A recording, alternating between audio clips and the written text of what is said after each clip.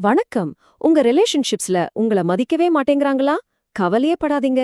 சாணக்கியரோட சில சூப்பரான டிப்ஸ வச்சு உங்க சுயமரியாதைய யாருமே அசைக்க முடியாத அளவுக்கு எப்படி மாத்துறதுன்னு இன்னைக்கு நாம பார்க்க போறோம். நிறைய பேருக்கு இந்த அனுபவம் இருக்கும் இல்லையா?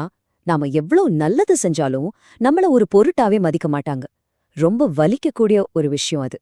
இந்த மாதிரி நேரத்துல நம்ம சுயமரியாதையை எப்படி திரும்பவும் கொண்டு வர்றதுன்னு கொஞ்சம் ஆழமா பார்க்கலாம் வாங்க. சரி, நாம என்னென்னலாம் பார்க்க போறோம்னு ஒரு சின்ன ஓவர்வியூ. முதல்ல நாம ஏன் சில சமயம் மதிக்க குழப்பமான விஷயத்த பத்தி பார்ப்போம். அப்புறமா இத மாத்துறதுக்கு 5 பவர்ஃபுல்லான ரூல்ஸ் இருக்கு. அத பத்தி தெரிஞ்சுக்க போறோம். கடைசியா இதெல்லாம் உங்க டெய்லி லைஃப்ல எப்படி யூஸ் பண்றதுன்னு ஒரு சிம்பிளான செக்லிஸ்டோட முடிக்க போறோம். ரெடியா? நம்ம முதல் பகுதிக்குள்ள போலாம். அதாவது நாம எல்லாருக்கும் எப்பவும் ஈஸியா கிடைக்கிறதுனாலயும் ஒரு திறந்த புத்தகம் மாதிரி இருக்கிறதுனாலயும் ஏன் சில சமயம் நம்மள மத்தவங்க கண்டுக்காம விட்டுடுறாங்கன்ற அந்த ஒரு கசப்பான உண்மைய பத்தி முதல்ல பாப்போம். இதோட அர்த்தம் என்னன்னா, நீங்க ஒருத்தவங்களுக்காக எப்பவும் அவங்க கூப்பிட்டதும் ஓடி போய் நிப்பீங்கன்னு தெரிஞ்சா போதும், நீங்க அவங்களுக்கு ஒரு ப்ரையாரிட்டியா இருக்க மாட்டீங்க. வெறும் ஒரு ஆப்ஷனா மாறிடுவீங்க. உங்க நேரத்துக்கும் உங்க இருப்புக்கும் மதிப்பில்லாம போயிடும்.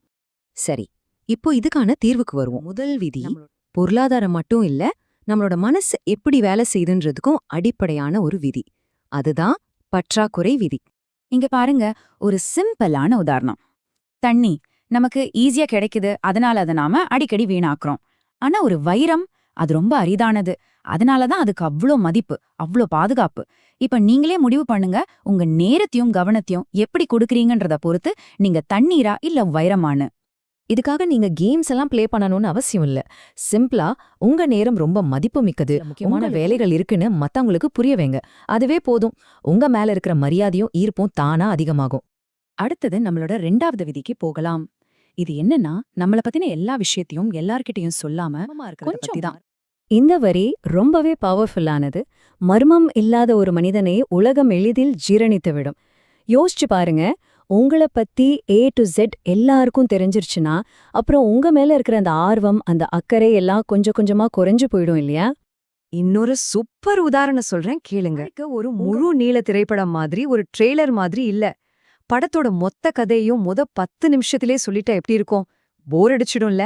அதே மாதிரிதான் உங்கள பத்தி கொஞ்சம் கொஞ்சமா ஒரு வெங்காயத்தை உரிக்கிற மாதிரி மெதுவா வெளிப்படுத்துங்க. அப்போ இதை எப்படி பண்றது? ரொம்ப சிம்பிள். நீங்க எதையாவது உங்கள பத்தி குறிப்பா மத்தவங்க கிட்ட சொல்றதுக்கு முன்னாடி இந்த 3 கேள்விய கேளுங்க. இது உண்மையா? இத சொல்ல வேண்டியது அவசியமா? இத சொல்றதுனால ஏதாவது பிரயோஜனம் இருக்கா? இந்த 3க்கும் ஆமான்னு பதில் வரலன்னா சில நேரங்கள்ல அமைதியா இருக்கிறது தான் புத்திசாலித்தனம். அடுத்த விதி ரொம்ப ரொம்ப முக்கியமானது. மத்தவங்க நம்மள கண்டுக்கல, நம்மள விட்டு ஃபீல் பண்ற நேரத்துல இந்த ரூல் உங்களுக்கு ரொம்ப உதவும். ஒரு விஷயத்த நல்லா புரிஞ்சுக்கோங்க. மரியாதையையும் அன்பையும் யார்கிட்டயும் கெஞ்சி கேட்கவே முடியாது. அது ஒண்ணு நாம சம்பாதிக்கணும், இல்லனா அதுவா நமக்கு கிடைக்கணும். உங்களை விட்டு விலகி போற ஒருத்தரை நீங்க துரத்த அவங்களுக்கு உங்க மேல இருக்கிற மரியாதை இன்னும் குறையதான் செய்யும். சோ, இங்க முக்கியமான பாயிண்ட் என்னன்னா, அவங்க மெசேஜுக்கு ரிப்ளை பண்ணல, கால் எடுக்கலன்னு சொல்லி நீங்க திரும்ப திரும்ப மெசேஜ், கால் பண்ணாம அவங்க உலகத்துல இருந்தே கொஞ்ச நாளைக்கு நீங்க ஒதுங்கி இருக்கணும். அப்போதான் நீங்க இல்லாத அந்த வெற்றிடம் அவங்களுக்கு உங்க அருமைய புரிய வைக்கும். இப்போ நம்ம அடுத்த 2 விதிகளை ஒன்னா பார்க்க போறோம். இது ரெண்டும் தான் உண்மையான நீடிச்ச சுயமரியாதைக்கு அடித்தளமே. ஒன்னு உங்களுக்கான ஒரு சாம்ராஜ்யத்தை உருவாக்குறது, இன்னொன்னு வார்த்தைகளை நம்பாம செயல்களை மட்டும் நம்புறது. சாணக்கியரோட இந்த ஞானம் ரொம்ப நேரடியானது. ஒரு காதலனையோ காதலியோ வெறித்தனமா துரத்துற ஒருத்தரை விட தன்னோட லட்சியத்தை வெறித்தனமா துரத்துற ஒருத்தர் தான் இந்த உலகத்துக்கு ரொம்ப கவர்ச்சிகரமா தெரிவாங்க. உங்க இலக்குகள் தான் எப்பவும் முதல்ல வரணும். இந்த வரிசை ரொம்ப முக்கியம். உங்க லட்சியம், உங்க வேலை, உங்க பொருளாதாரம், இதுல கவனம் செலுத்தி உங்களுக்கான ஒரு சாம்ராஜ்யத்தை உருவாக்குங்க. அதுக்கப்புறம் பாருங்க, மரியாதை, அன்பு இதெல்லாம் நீங்க கேட்காமலே உங்களை தேடி வரும். வார்த்தைகளுக்கு பெரிய மதிப்பெல்லாம் இல்ல, ஆனா செயல்கள் தான் உண்மையான சாட்சி.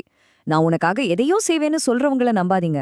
யாரு உண்மையிலே, குறிப்பா நீங்க கஷ்டத்துல இருக்கும்போது, உடம்பு சரியில்லாதப்போ, இல்ல உங்ககிட்ட இருந்து அவங்களுக்கு எதுவும் கிடைக்காதுன்னு தெரிஞ்சும் கூட நிக்கிறாங்களோ அவங்கள மட்டும் நம்புங்க. இதுவரைக்கும் நாம தத்துவ ரீதியா நிறைய பேசிட்டோம். இப்போ இதை எப்படி நம்ம வாழ்ந்து பார்க்கலாம். அசைக்க முடியாத சுயமரியாதையை உருவாக்குறதுக்கான உங்க டெய்லி செக்லிஸ்ட் இதோ. பாருங்க, இது ஒரே நாள்ல நடக்கிற மேஜிக் இல்ல. தினமும் செய்யற சின்ன சின்ன விஷயங்கள் தான் பெரிய மாற்றத்தை உருவாக்கும். இந்த சின்ன சின்ன பழக்கங்கள் உங்க நடத்தையையும் மாத்தும், மத்தவங்க உங்கள பாக்குற விதத்தையும் மாத்தும். கடைசியா இந்த முழு விளக்கத்தோட சாராம்சமே இதுதான். மத்தவங்க கிட்ட இருந்து மரியாதைய தேடி ஓடாதீங்க. உங்களுக்குன்னு ஒரு சாம்ராஜ்யத்தை உருவாக்குங்க. மரியாதை தானா உங்கள தேடி வரும். சோ இந்த கேள்வியோட நான் உங்களை சிந்திக்க விட்டுட்டு போறேன். உங்க சுயமரியாதை தான் உங்க வாழ்க்கையில இருக்கிற மிகப்பெரிய சொத்து. அதுல முதலீடு செய்யறதுக்கு இன்னைக்கே ஆரம்பிங்க. இவ்ளோ நேரம் இதை கேட்டதுக்கு ரொம்ப நன்றி.